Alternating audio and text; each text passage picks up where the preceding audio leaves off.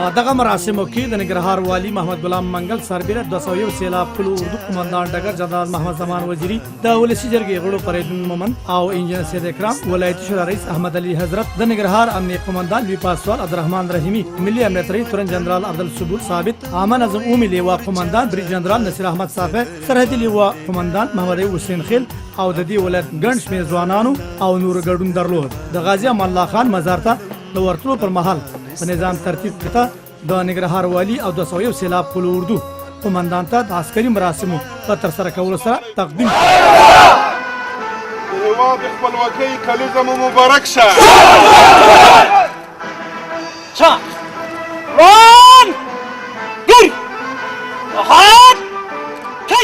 د غازي امان الله خان په مزار د ګلونو اکلي ایښودو پر مهال ننګرهار والي محمد غلام منګل او ورسره مسؤلینو د غازي امان الله خان روح ته د دعا لاسونه لپه کړل. سلاکار وزیر او ننګرهار والي محمد غلام منګل ټول هیوادوالو ته او په ځانګړي ډول د ختیځ ولسونو او وسلوال پوځ ته د خپلواکۍ بیرته ګټلو 98 کلیزې له امله مبارکي وویله. نوموړي وویل چې سږکال د خپلواکۍ بیرته ګټلو 98 کلیزه د ملي شورا او ولایتي شورا وکیلانو او ختیځ ولسونو لوري په شاندارو مراسمو سره لمانځل کیږي. د ویل چې دا 28 هغه له ویاړه ډکه ورځ ده چې په دغه ورځ د هیواد ستر غازي شاه غازي امان الله خان له انګریزي ښکېلاک افغانستان آزاد کړ او اوس هر کال دغه ورځ په ځانګړو مراسمو سره لمانځل کیږي. د لوی بخونکي او مهربان خدای په سپېڅلې نامه له هر څه نه اول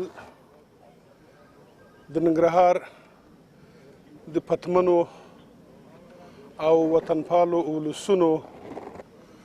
مشرانو سپینګیرو دیني علماو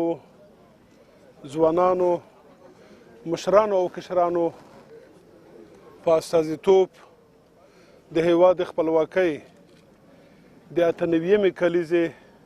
د نمانځلو له امله ټولو هیوادوالو ته د اتل وسلوال پوځ منصوبینو ته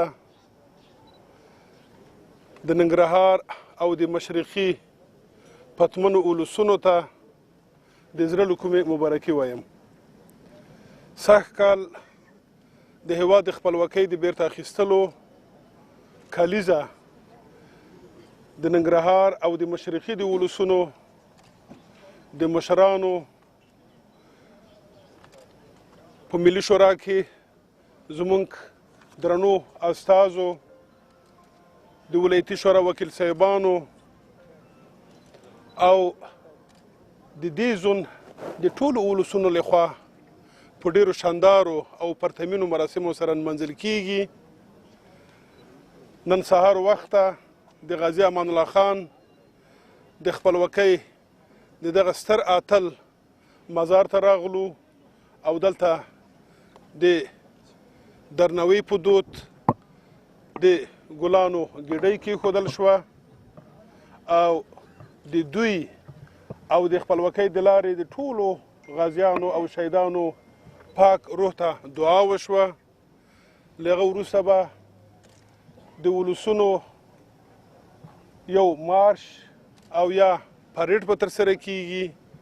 او له هغه وروسته به زموږ ولس او زموږ خلک په دغه ملي جشن کې او په دغه ملي خوشحالۍ کې برخه اخلي. یو ور بیا د ټولو هیوادوالو ته او د ننګرهار او د مشرقي زون پتمنو ولسونو ته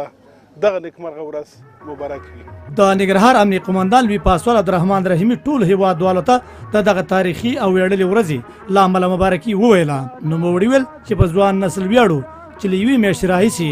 ټول ښار په ملي بیرغونو رنګین کړی او له ډېرې مینې د هیواد بیرغ په خپلو مخونو کښلی دی.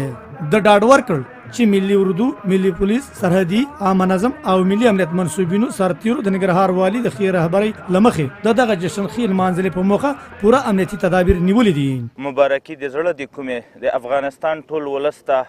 او په تیره بیا د ننګرهار او مشرقي ولایتونو ته موږ باورمند یو چې دا ولسونه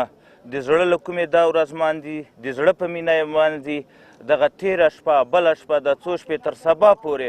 ځوانان راوتلي وو او په ملي بیرغو یې مخونه رنګ کړي وو، ملي بیرغونه یې اغوستي وو، ملي بیرغونه یې له سر تړلي وو، اتڼونه یې کول، حماسې یې اڅولې او واقعا سړي ته دغه کېږي چې نسل په نسل به دا ورځ ښه تجلیلیږي او ډیره د ویاړ ورځ ده. یو ځل بیا مبارکي ورته وایو د امنیتي تدابیرو لپاره، لکه څرنګه چې تاسو ټول په جریان کې هستئ په ډیر منظمو پلانو باندې چې ټولو وسلوالو ځواکونو چې میشته دي په ننګرهار کې په دې کې سهم اخیستی، که هغه کشفي ادارې دي که امنیتي ادارې دي، او منندویو چې ډیر ښه منظمې جلسې په دې هکله په مقام د ولایت کې مخته ولاړې، مخکې له مخکې موږ تدابیر نیولي وو په اساس، او امیدوارو چې دا ورځې تر آخره ډېرې په امنیت کې تېرې سي. د یادونې وړ ده چې نن د زمري په 28مه د خپلواکۍ بیرته ګټلو 98مې کلیزې نمانځلې په موخه شیرزي لوبغالي کې د ولسو په پراخه ګډون سره دغه ورځ په شاندارو مراسمو سره ولمانځل شي. دغه راز دغه ورځې ښې لمانځلې په موخه تفریحي پروګرامونه، اورلوبې، هوایي پروازونه او نور داسې تفریحي پروګرامونه ترسره شي.